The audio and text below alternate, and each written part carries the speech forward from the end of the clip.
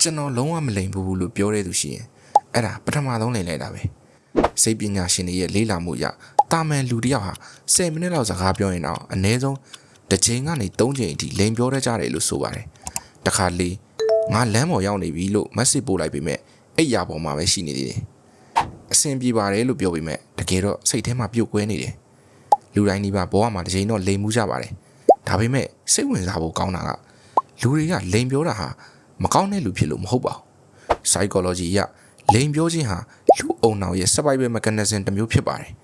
ဒီနေ့တော့လူတွေဘာကြောင့်လိမ်ပြောတတ်တာလဲဆိုတာကို psychology ရှုထောင့်ကနေကြည့်လိုက်ကြရအောင်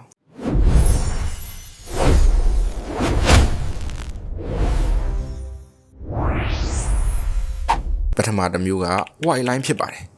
white line ဆိုတာတခြားလူကိုထိခိုက်စေဖို့မဟုတ်ဘဲဆက်ဆံရေးကိုချောမွေ့စေဖို့ပြောတဲ့လိမ်ညာမှုမျိုးပါဥပမာတငယ်ချင်းကသပင်ပုံစံအသစ်လှုပ်လာပြီးငါပုံစံဘယ်လိုလဲလို့မေးတဲ့အခါတကယ်တော့မကြိုက်ပေမဲ့မစိုးပါဘူးမင်းနဲ့လိုက်တယ်လို့ပြောလိုက်တာမျိုး psychology တချို့ကဒီလို white line တွေကို social lubricant လို့ခေါ်ကြပါတယ်စက်တလုံးမှာစီထည့်ပေးတယ်လို့ပဲလူမှုဆက်ဆံရေးတွေကပုတ်တိုက်မှုတွေကိုရှော့ချပေးတဲ့လိမ်ညာမှုလေးတွေဖြစ်ပါတယ်လူတိုင်းအမှန်တရားကို 100% ဓာတ်ရိုက်ပြောနေကြရင်တနေ့တည်းနဲ့မိတ်ဆွေတစ်ဝက်လောက်ဆုံးရှုံးသွားနိုင်ပါတယ်ဒါကြောင့် white line တွေဟာမကောင်းတဲ့အရာမဟုတ်ပါဘူးလူတွေဟာပြဿနာတက်သွားမှာကိုကြောက်တဲ့အခါအမှန်တရားကိုမပြောဘဲလိမ်တတ်ကြပါတယ်ကလေးတစ်ယောက်ကသူ့ကြောင့်ဖန်ခွက်ကွဲသွားရင်ငါကြောင့်မဟုတ်ဘူးလို့ပြောတတ်တာသူကအကျင့်မကောင်းလို့မဟုတ်ပါဘူးအပြစ်ပေးခံရမှာကြောက်လို့ပါအရွယ်ရောက်လာတဲ့အခါလဲဒီလိုပြောတတ်တဲ့အကျင့်ကပြောင်းမသွားပါဘူးအလုံးနောက်ကျတဲ့အခါလမ်းမှာကားပိတ်နေလို့လိမ်ပြောလိုက်တာမျိုးတွေဟာကိုယ့်ရဲ့ဂုဏ်သိက္ခာကိုကာကွယ်ဖို့အတွက်အုံနောက်ရဲ့လှုပ်ဆောင်ချက်တစ်ခုပါတတိယအကြောင်းရင်းက social assistance ဖြစ်ပါတယ်လူသားတွေကအပေါင်းအသင်းတွေလှုပ်ဖို့ကိုင်ဘက်တွေခြားထဲမှာသူတို့ကိုလက်ခံစေခြင်းနဲ့တဘာဝရှိပါတယ်ဒါကြောင့်တစ်ခါလေကိုယ့်ရဲ့တရုပ်မှန်ကိုမပြဘဲပိုကောင်းတဲ့ပုံစံကိုပြသတတ်ကြပါတယ် social media ပေါ်မှာအောင်မြင်မှုတွေကိုပဲတင်ပြီးကြာရှုံးမှုတွေကိုမဖော်ပြတာမျိုးကလိမ်ညာမှုတစ်မျိုးလို့တောင်ပြောနိုင်ပါတယ်လူတွေကအမှန်တရားထက်ငါ့ကိုသူများတွေဘယ်လိုမြင်မလဲဆိုတာကိုပို့ကူးစိုက်တတ်ကြပါတယ်ဒါဟာလူတွေကသူတို့အားကြတာအထင်ကြီးတာမျိုးခံကျင်ကြလို့ဖြစ်ပါတယ်သုထအကြောင်းရင်းက self protection ဖြစ်ပါတယ်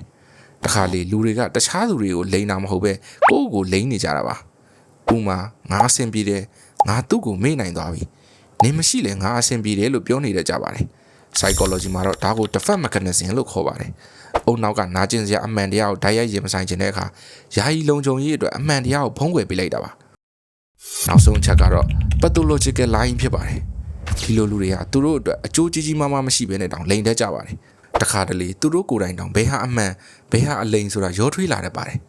သူတေသနာအချို့အရ pathological lying ဟာ self esteem ပြဿနာလူတွေရဲ့အာရုံစိုက်ခံခြင်းမှုပြဿနာဒါမှမဟုတ်တခြားစိတ်ပိုင်းဆိုင်ရာပြဿနာတွေနဲ့ဆက်ဆက်နေနိုင်ပါတယ်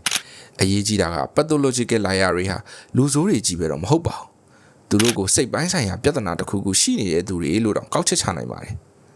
ဒါပေမဲ့စိတ်ဝင်စားဖို့အကောင်းဆုံးချက်ကလိမ်ပြောဖို့ဆိုတာအမှန်ပြောဖို့ထက်ပိုခက်ပါတယ်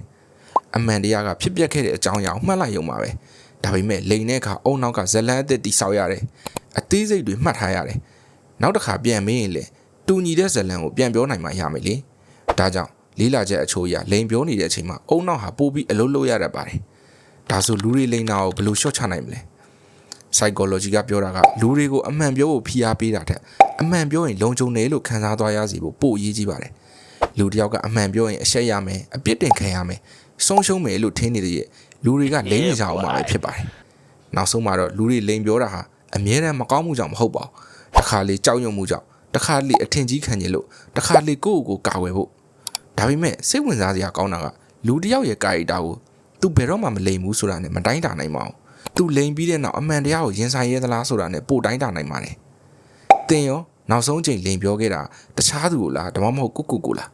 ဘာရည်ရွယ်ချက်ကြောင့်လိမ်ပြောခဲ့ရတာလဲအဆင်ပြေရင်ကိုယ့်မက်မှာမန်းခဲ့ပေးကြပါဦးဗျာအဆုံးထိကြည့်ပေးတဲ့အတွက်အားလုံးကိုကျေးဇူးတင်ပါတယ်တာယာသောဘဝကိုပိုင်ဆိုင်နိုင်ကြပါစေ